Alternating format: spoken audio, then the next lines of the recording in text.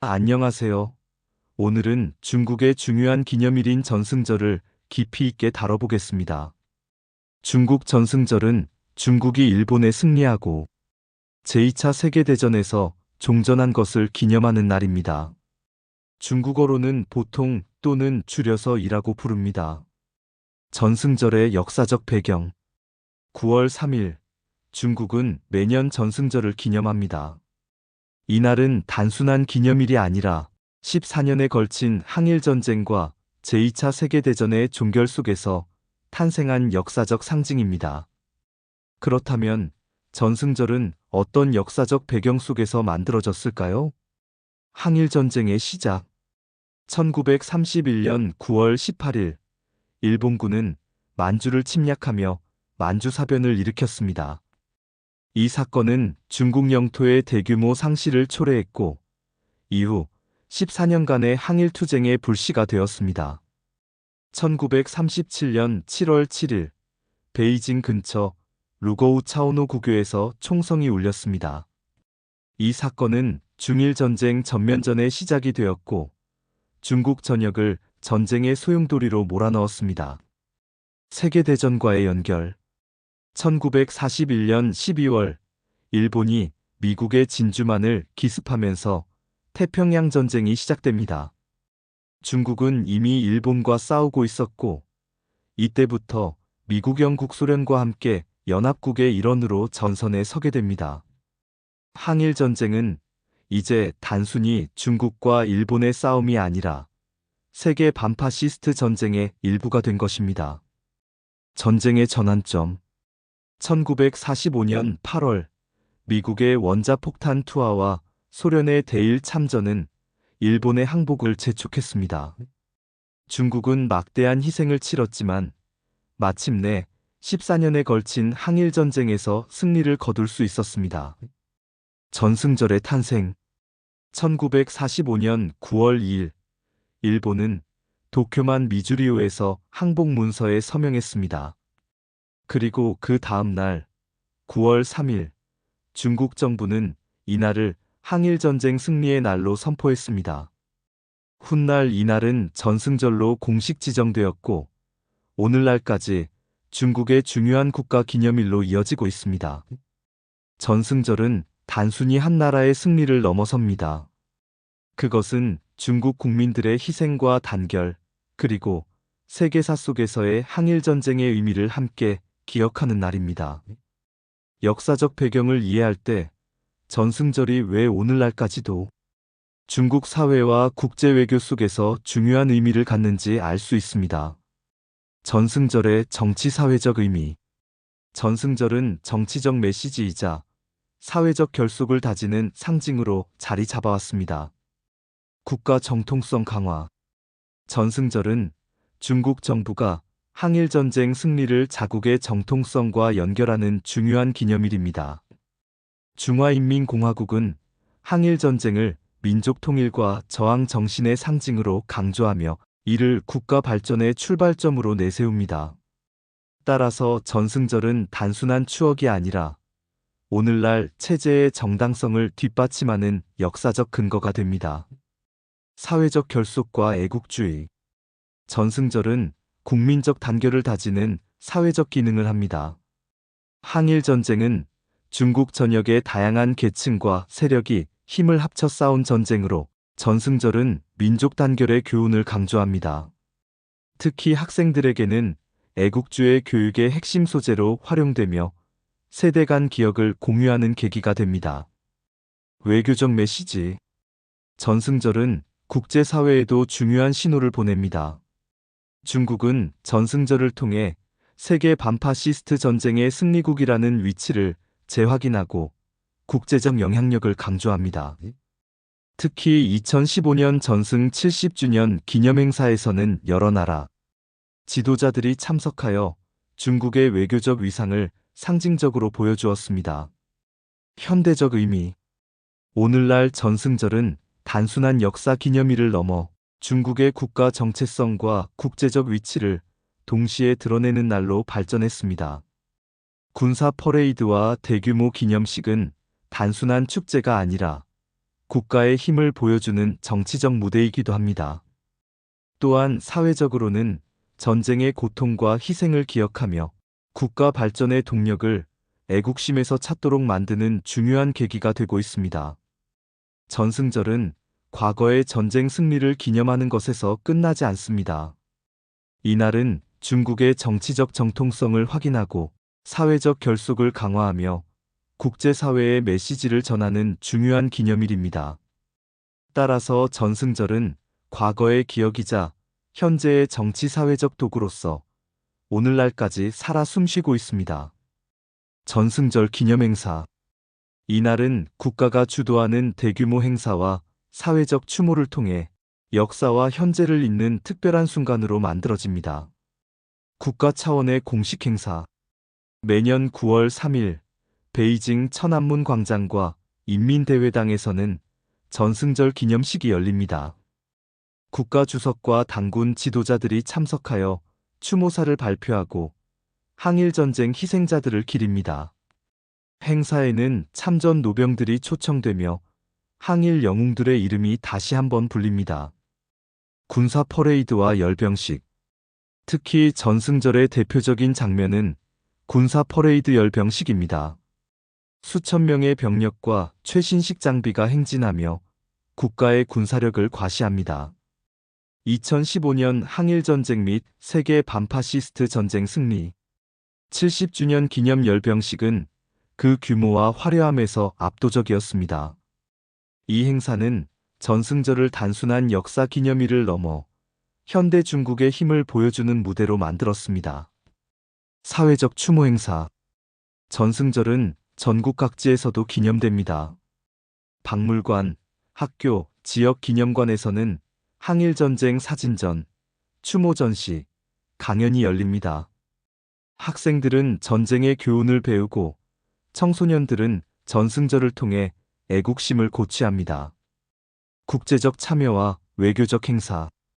전승절은 중국만의 기념일이 아니라 국제적으로도 의미를 갖습니다. 러시아, 북한 등 우호국 정상들이 행사에 참석하기도 했으며 해외 중국 교민 사회에서도 추모식이 열립니다. 이로써 전승절은 국제 외교 무대로서의 성격도 가지게 되었습니다. 전승절 기념행사는 역사와 현재가 만나는 자리입니다. 과거의 승리를 기억하고 현재의 국력을 과시하며 미래 세대에게 교훈을 전하는 의미 있는 무대입니다. 이러한 행사들은 중국 사회가 전승절을 단순한 날짜가 아닌 살아있는 기억과 힘의 상징으로 여긴다는 사실을 보여줍니다. 국제사회와 전승절. 전승절은 중국의 항일전쟁 승리를 기념하는 날이지만 동시에 국제사회와의 관계를 보여주는 무대이기도 합니다. 이날은 중국이 반파시스트 전쟁의 일원으로서 어떤 역할을 했는지, 그리고 오늘날 국제 외교 속에서 어떤 메시지를 전달하는지를 보여줍니다. 연합국과의 역사적 연계. 중국은 제2차 세계대전 당시 미국, 소련, 영국과 함께 연합국의 일원으로 일본과 싸웠습니다. 따라서 전승절은 중국 내부의 승리뿐 아니라 세계적인 반파시스트 전쟁의 승리를 함께 기념하는 성격을 가집니다. 중국은 이날을 통해 우리는 전쟁 승리의 중요한 주체였다는 사실을 국제사회에 상기시킵니다. 국제 지도자들의 참여. 특히 2015년 전승 70주년 기념행사는 국제사회의 이목을 집중시켰습니다.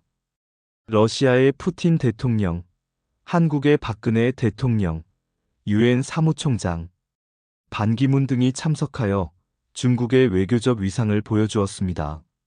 이러한 참석은 단순한 기념이 아니라 중국과 해당 국가 간의 관계를 과시하는 외교적 메시지였습니다. 동맹과 반발. 그러나 모든 나라가 전승절을 환영하는 것은 아닙니다. 일본은 전승절을 민감하게 받아들이며 서방 일부 국가들은 중국의 대규모 군사 퍼레이드에 대해 힘의 과시라고 비판하기도 했습니다. 즉, 전승절은 중국 외교의 빛과 그림자를 동시에 드러내는 행사입니다. 해외 교민 사회와 전승절. 해외의 중국 교민 사회 역시 전승절을 기념합니다. 미국, 유럽, 동남아 등지에서 열린 전승절 기념행사에서는 항일전쟁의 기억을 공유하고 중국인으로서의 정체성을 강화합니다. 이는 전승절이 세계 곳곳의 중국 공동체를 하나로 묶는 역할을 한다는 것을 보여줍니다. 전승절은 단순히 중국 내부의 기념일이 아닙니다. 연합국의 일원으로서의 역사적 정체성, 국제적 외교 무대, 해외 공동체와의 연계.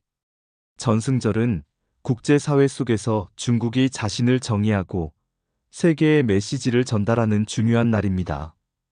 따라서 전승절은 과거의 기억과 동시에 오늘날 국제관계를 비추는 거울이기도 합니다. 오늘날의 전승절과 청년세대. 전승절은 과거의 기억에 머무르지 않습니다. 오늘날 중국의 청년세대에게 전승절은 어떤 의미로 다가오고 있을까요?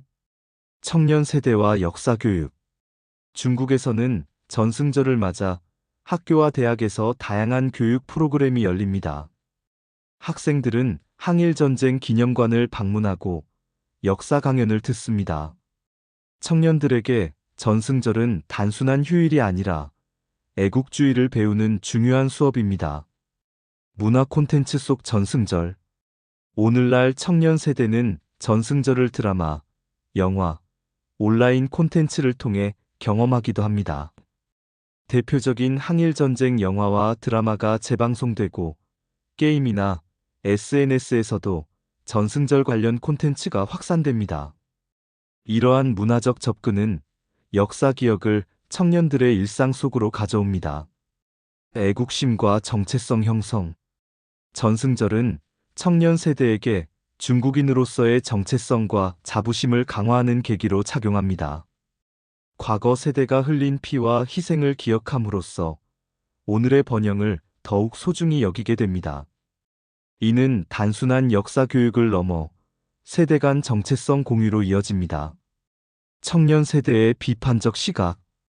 그러나 모든 청년이 전승절을 똑같이 받아들이는 것은 아닙니다. 일부는 전승절을 정치적 행사로만 바라보고 실제 역사적 의미가 희석된다고 비판하기도 합니다.